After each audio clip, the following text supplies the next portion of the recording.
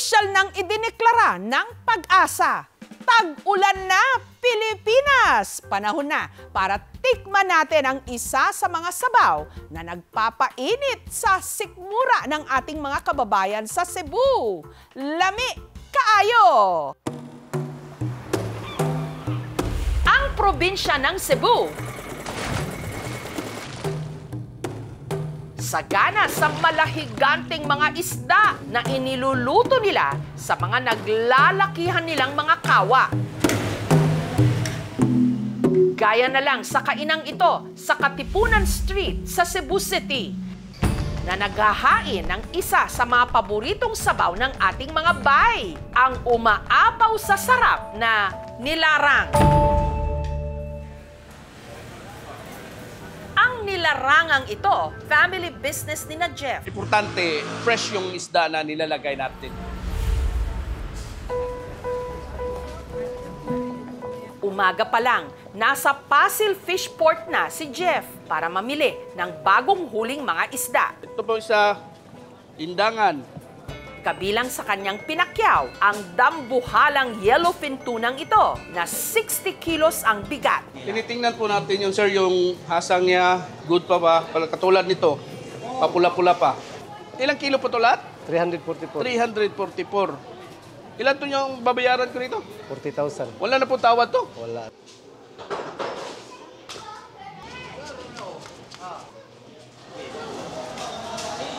Dito ninilinisan ang binibili nating isda para ma-slice na po nila.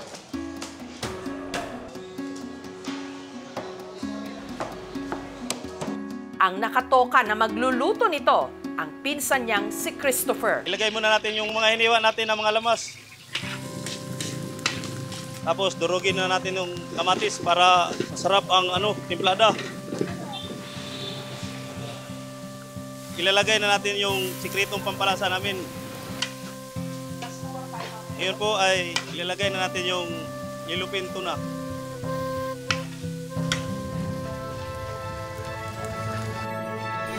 Pagpatak ng alas 3 ng hapon, ready to serve ang nilarang na yellowfin tuna. 80 pesos kada serving. Unlimited ang refill ng mainit na sabaw.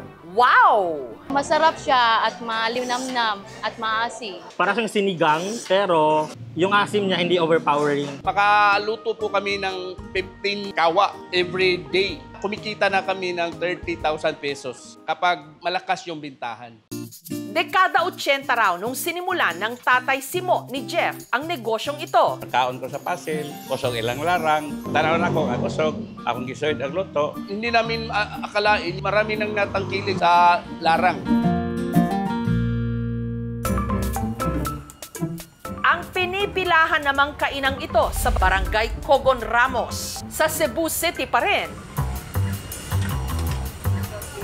Para raw sa mga matatapang ang sikmura. Ang main ingredient kasi ng kanilang sabaw, ari ng baka. Ito yung ari ng baka, ito yung testicle. Tawag nila rito sa Cebu, lansiao. But ang lansiao, parang root word niyan is Chinese, describing a phallus. Pero sangkatutak na hirap muna raw ang kailangang pagdaanan bago ito matikman. Ang pagluluto kasi nito, super matrabaho. Madaling araw pa lang, ginagalugad na ni Fernanda ang mga tindahan ng karne sa Cogon Market. May lansiao dyan.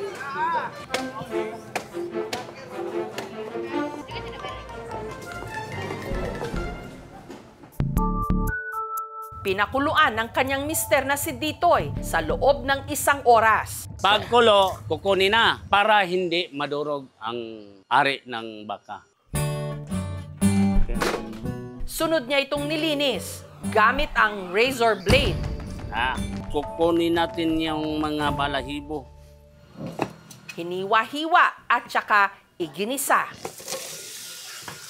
Medyo mahirap haluin kasi hilaw pa. Itatabi na natin para bukas lalagyan natin ng sabaw.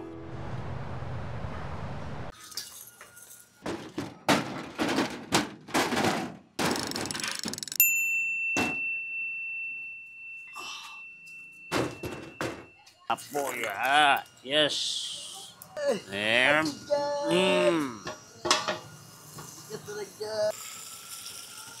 Magkuha tayo ng tubig para lalagyan na natin ng sabaw yung ginisa natin kagabi. At matapos ang mahigit 24 oras, pwede nang ihain ang mainit-init na sabaw ng lansiaw. Hindi naman siya kadiri-diri kasi malambot siya. Pag kinain mo na siya, para siyang adobo na pinalambot. Ang lansiaw, pinaniniwalaan rin daw na aphrodisiac. Pagpaga na to sa misis natin. O, sarap yung labing. Yan. Si Ditoy, dating pulis, Kahit matigas akong pulis, malambot ang puso ko para sa mga pagluluto. May dating nagkakulong, kumain dito, masarap sa pakiramdam. Kasi kahit ako ang nagpapreso sa kanila, pinupuri pa rin nila yung luto ko.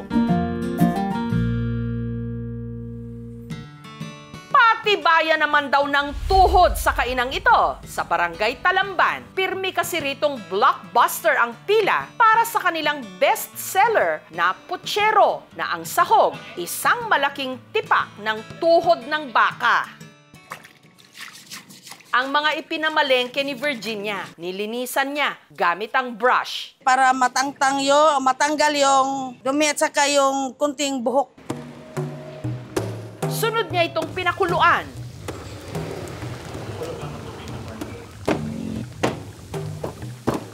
Ngayon, kumukulo na yung tubig, ilalagay ko na yung mais, gabi at saka yung kalabasa.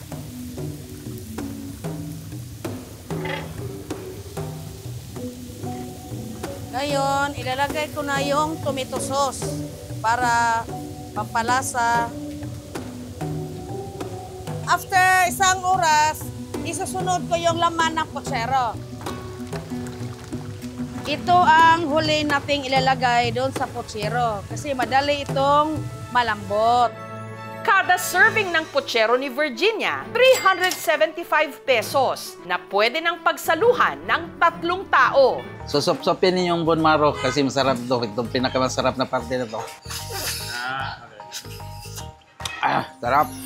Ang sausawan, libre, ginamos o bagoong. Nasawsaw mo siya sa ginamos, maghalo yung alat at saka yung tamis. Sarap talaga. Pinapawisan tuloy tayo.